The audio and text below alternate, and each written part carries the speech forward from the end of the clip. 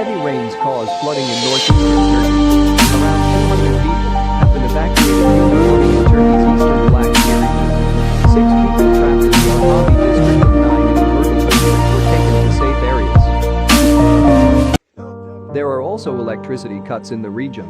The Energy and Natural Resources Ministry reported that 3045 subscribers were left without electricity due to floods in the neighboring provinces of Artvin and Rize.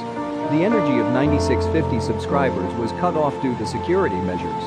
Meanwhile, Turkey's Search and Rescue Association rescued 18 people. At least 6 people lost, with 2 people still missing, in flooding and landslides triggered by heavy rain last week in the Rize province.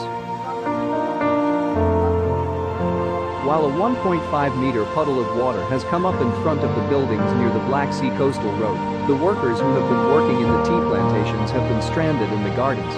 A building of a hydroelectric power plant has collapsed and drifted away with the flood. Several citizens have been stranded in buildings as the entrances of the buildings have been underwater.